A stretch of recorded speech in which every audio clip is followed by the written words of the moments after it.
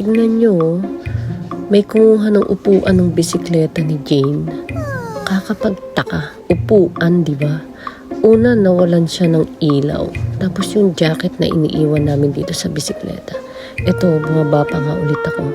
Kasi check ko dun sa basurahan. Naisip ko baka dun lang isinot. Kasi parang feeling namin, hindi naman talaga niya intention ng nakaw. Parang gusto lang niyang mamerwisyo.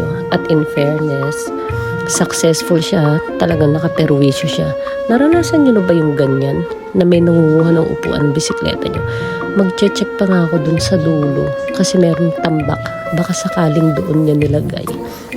Pero nabanggit sa amin nung pinsan namin na baka daw meron kami naaagawan ng parking dun sa pinaparkingan namin. Tapos inaasar niya kami dahil inaagawan namin siya. So ito, buti na lang nakahanap kami ng upuan na luma galing sa lumang bisikleta at kumasya. So hindi na namin kailangan bumili. Ito yung original na upuan eh. Ayan, so bumili na rin kami ng lock.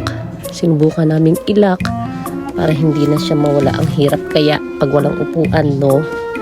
So, ayun, yan ang update namin ngayon. Sana naman sa susunod na update ng video, wala nang ganitong negative. Ang sakit sa ulo, ang sakit sa bangs. Nag-lost kami ng calorie katatakbo, no? Kasi late na kami. Okay, see you. Bye!